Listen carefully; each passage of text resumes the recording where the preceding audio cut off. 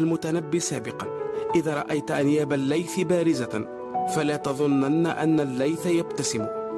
ابتسم بونو فخطف الأضواء وأربك الخصوم وأسعد الجماهير.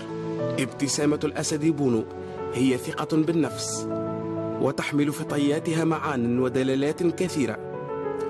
أن تضحك في وجه خصمك فذلك من أكبر درجات الإرباك له، لأنه سيكون عاجزا عن توقع تصرفاتك.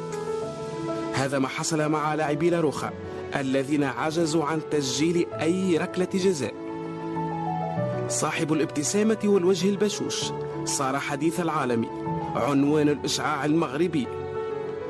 حارس عارين الأسود قدم لنا درسا في الثقة وضبط النفس ومواجهة الارتباك. لقد تقمص دور الطبيب النفسي له ولرفاقه، امتص غضبهم وزرع في أفئدتهم ثقة لم يعتدوها سابقا، وهم في قلب المعركة. شعارهم: نكون أو لا نكون، ننتصر أو ننتصر. المغاربة يكتبون التاريخ في قطر بمداد من ذهب. قالها بونو مبتسما: إنها المغرب فلا تستغرب. اضحكنا كمان وكمان وكمان يا ابو ضحكة جنان.